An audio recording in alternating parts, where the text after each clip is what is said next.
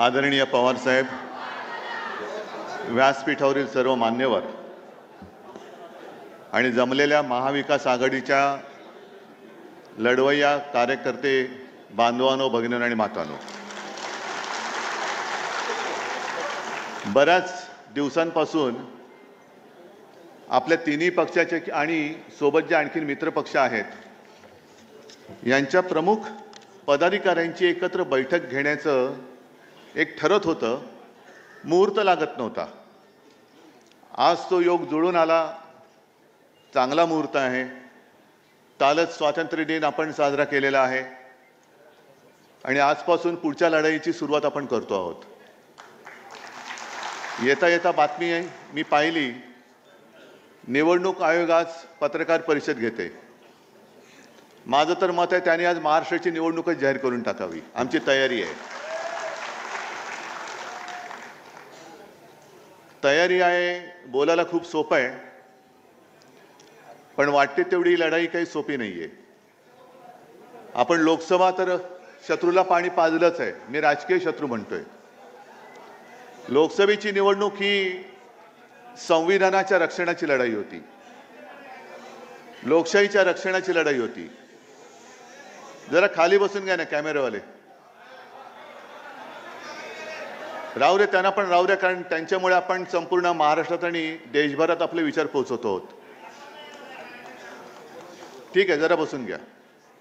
आताची लढाई ही महाराष्ट्र धर्म रक्षणाची आहे, महाराष्ट्राची अस्मिता, महाराष्ट्राची संस्कृती आणि महाराष्ट्राचा स्वाभिमान जपण्याची ही लढाई आहे। जे महाराष्ट्र लुटायला आलेले आहेत, मध्ये मी माझ्या कार्यकर्त्यांसमोर बोललो होतो की लढाई लढायची तर कशी लढायची, अशी जिद्द पाहिजे, एक तर तू राहशील ना तर मी राहीन, या जिद्दीने लढाई लढली पाहिजे।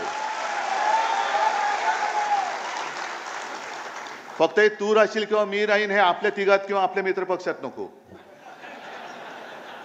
नाहीतर काँग्रेस राष्ट्रवादीला बोलते, राष्ट्रवादी आम्हाला बोलते, आम्ही आणखीन कोणाला बोलते, एक तर तू राहशील ना तर मी राहीन। नाही, आपण मिळून जे महाराष्ट्र लुटायला आले त्यांना आपण विचारतोय प्रश्न आणि त्यांना सांगतोय की एक तर तू राहशील ना तर मी राहीन, होऊन जाऊ दे।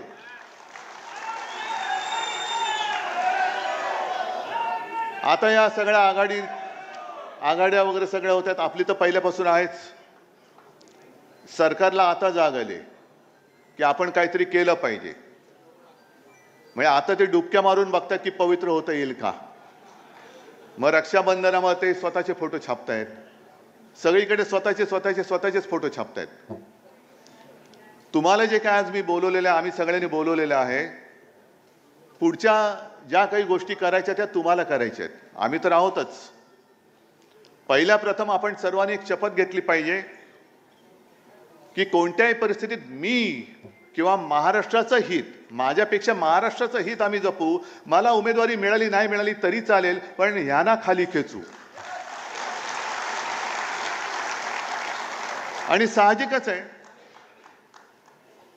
आपल्यात काड्या घालणारी लोक आहेत, युतीमध्ये बसलेत, त्यांच्या मुख्यमंत्री पदाचा चेहरा कोण, उद्धव ठाकरे होणार का आणखीन कोण होणार।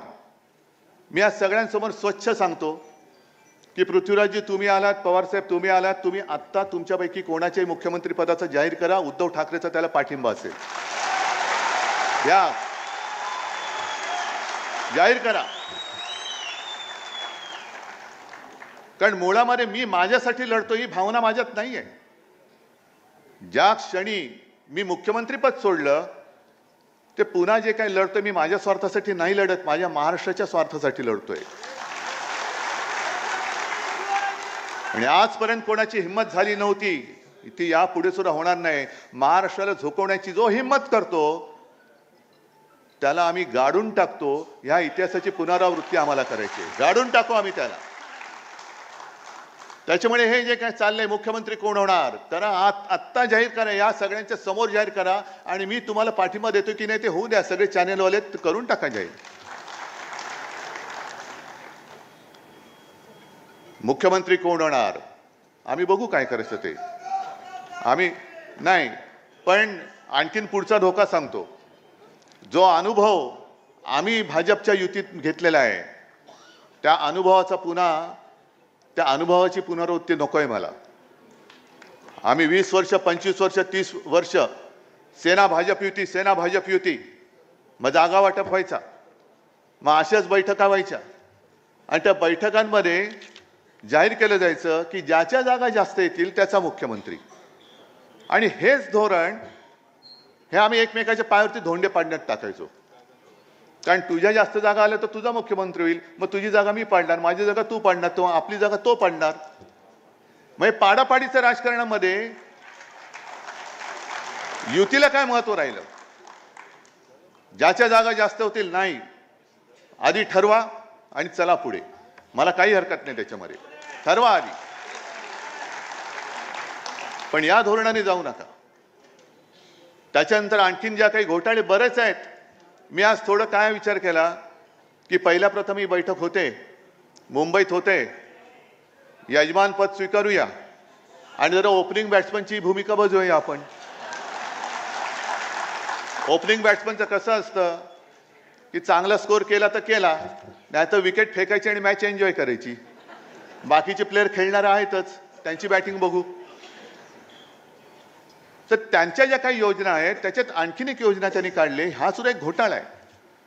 आणि तुम्हाला मग कळेल की मी नेमकं काय म्हणतोय, तुम्हाला काय करायचंय, मी काय करायचं, हे तुम्ही स्वतःला विचारलं पाहिजे की मी काय करायचं. त्यांनी आणखीन एक जी काही घोषणा केलेली आहे, 50,000 दूत आले ना तुमच्या कानावर, काय योजना दूत, म्हणजे सरकारच्या योजना या घरोघरी पोहोचवण्यासाठी 50,000 दूत हे यांचेच चेले चपाटे असतात. 50,000 दूतांना 10,000 रुपये पर मंथ, म्हणजे लाडक्या बहिणीला 1,500 रुपये. आणि यांना पोचवायचं नाही, ते आपल्याला पोचवायचं, पण यांच्या योजना पोचवणाऱ्याला 10,000 रुपये. मग त्या दूतांची खोटी नावं दिली जातील, त्याच्यातनं पैसा ओरबाडला जाईल. आणि हा सगळा घोळ जो आहे, हा सगळा जो गोंधळ आहे, हा पुढे चालू ठेवायचा.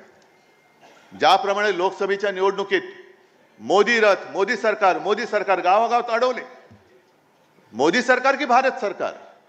आम्हाला भारत सरकार पाहिजे, मोदी सरकार नकोय, आज सुद्धा नकोय.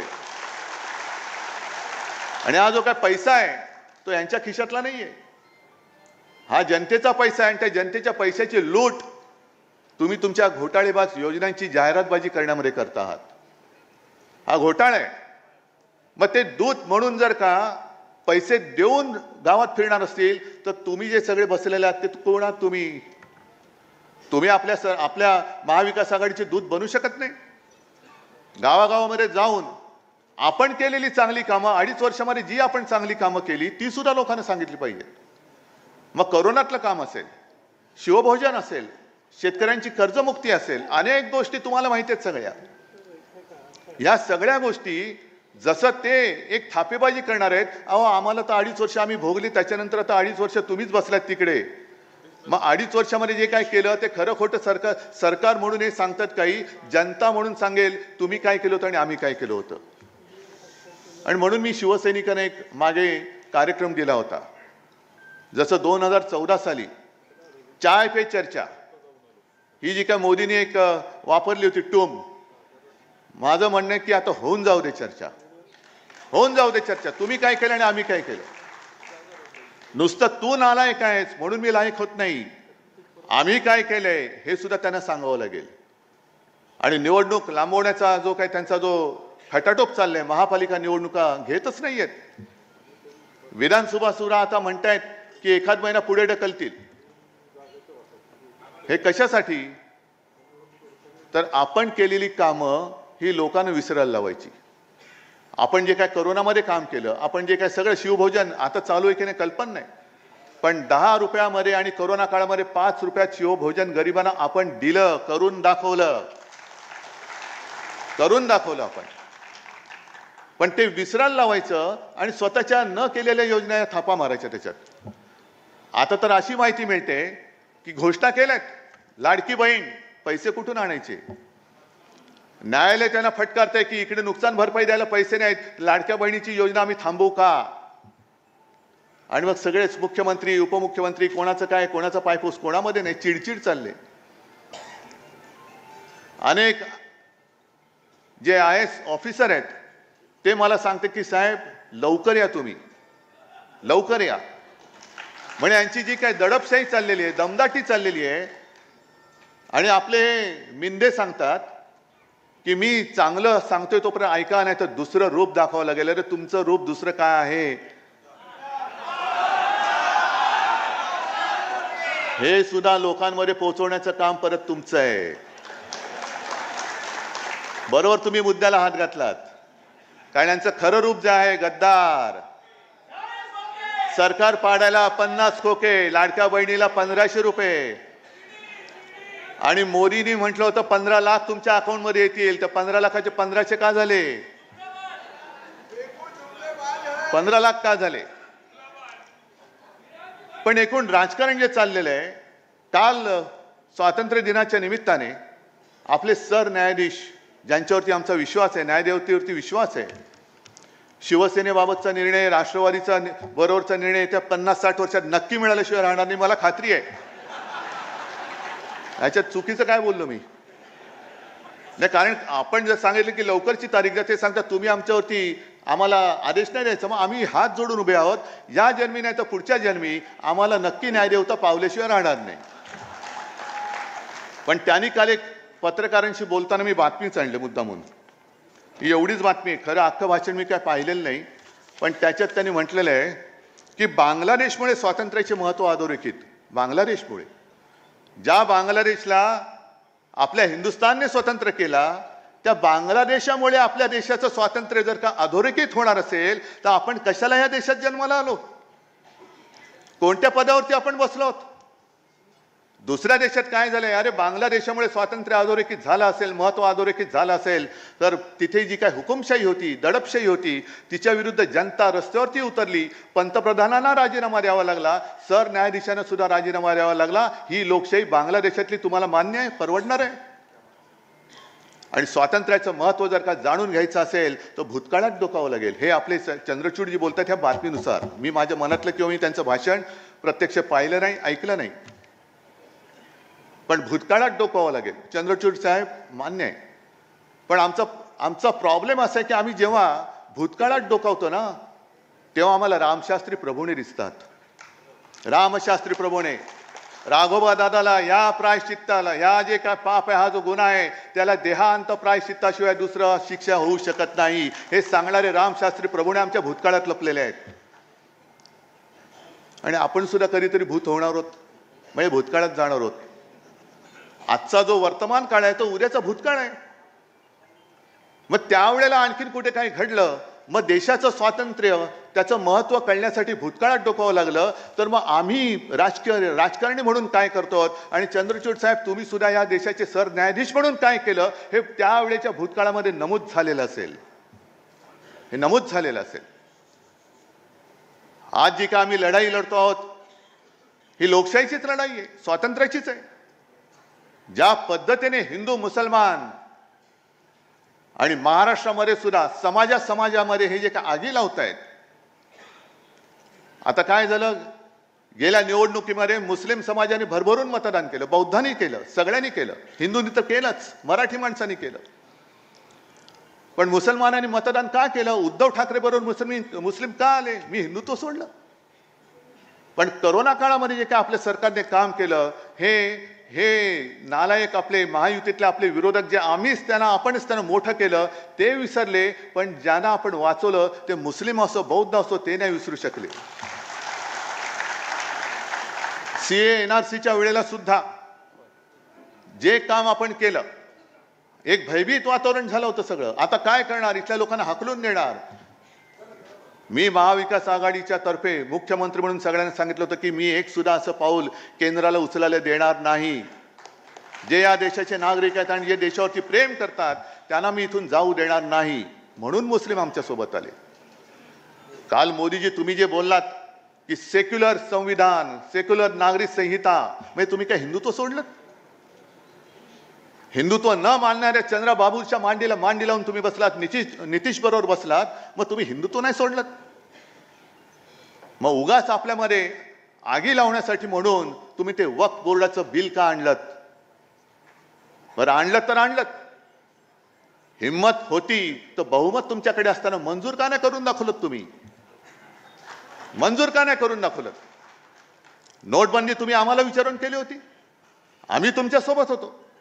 पण सगळे मंत्री, कॅबिनेट मंत्री असं म्हटलं जातं की त्यांना लॉक करून मोदी बाबा एकटे टीव्हीवरती गेले आणि आज रात 12 बजे लोकांना वाटलं 12 बजे काय होणार देव जाणे, नोटबंदी. मग आज बहुमत तुमच्याकडे असताना हे विधेयक मांडण्याचं नाटक हे थेर का केलं तुम्ही? शिवसेनेचे खासदार उपस्थित नव्हते. अरे नव्हते, कारण मी स्वतः दिल्लीत होतो, माझे सगळे खासदार माझ्यासोबत होते. आणि त्या बिलावरती चर्चा करण्याचं जर ठरवलं असतं तर माझे जे खासदार आहेत ते येऊन बोलले असते काय बोलायचे असते ते. पण तुम्ही वक्फ बोर्डाची जमीन जर ढापून तुमच्या उद्योगपतींच्या घशात घालणार असाल, जसं तुम्ही आमच्या हिंदू संस्थानांच्या मंदिराच्या जमिनी लाटताय, लुटतायत आणि तुमच्या लाडक्या कॉन्ट्रॅक्टरला देत आहात.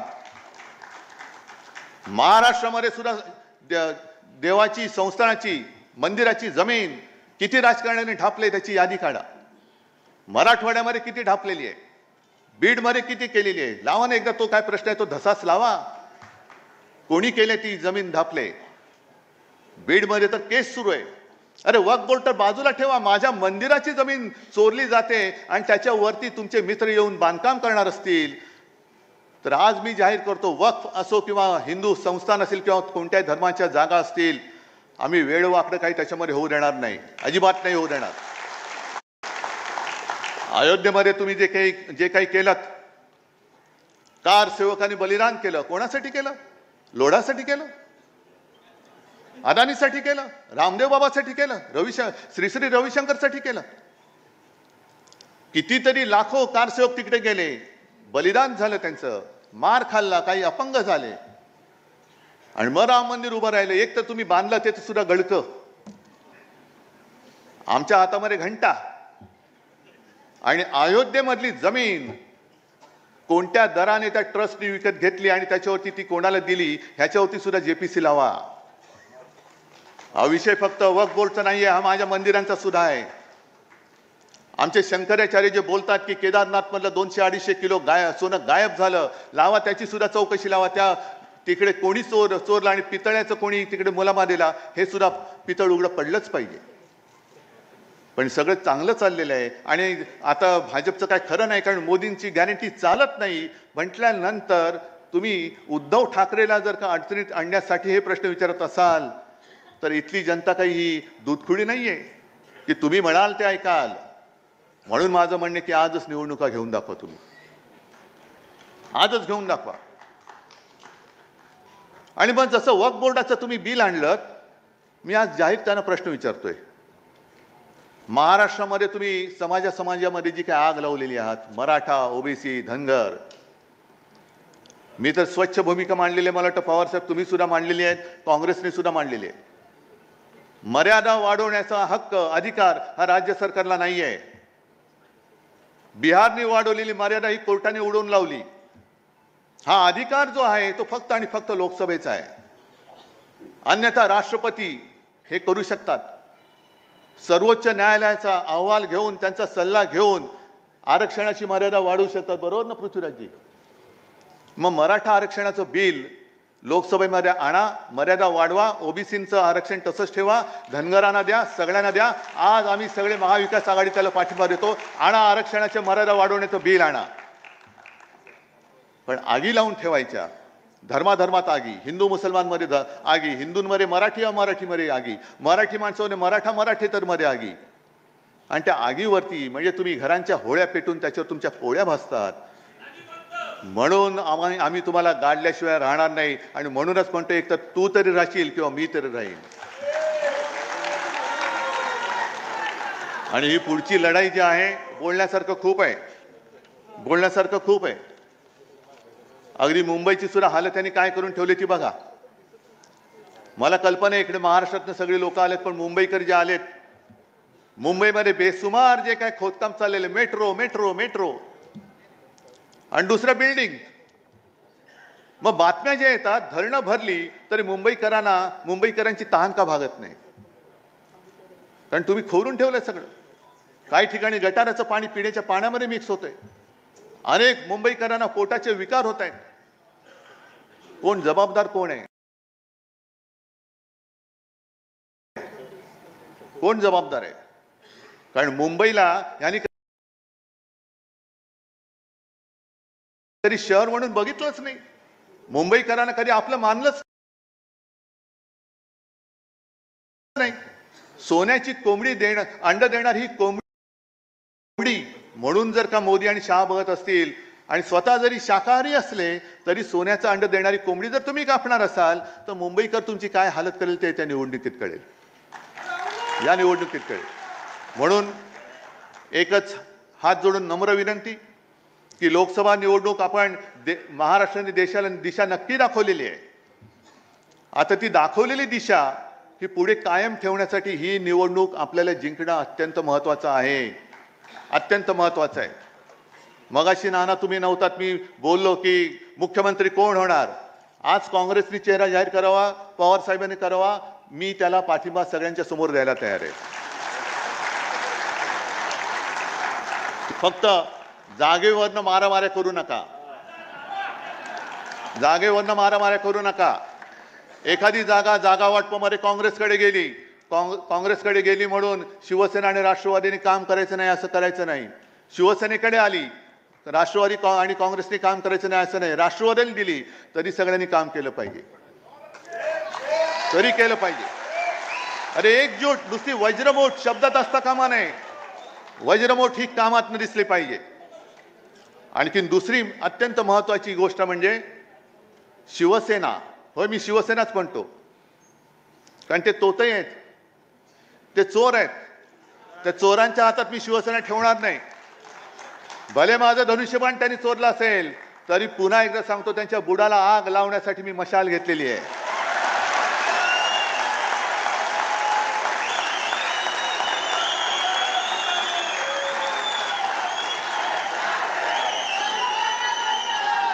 लोकसभेच्या वेळेला मशालीचा प्रचार करायला जरा वेळ कमी मिळाला, त्याच्यानंतर पवार साहेबांचा सुद्धा पक्ष चोरला, चिन्ह चोरलं, तरी सुद्धा आपण यश मिळवलं. काँग्रेसच्या नशिबाने काँग्रेसचा हात त्याच्या सोबत आहे.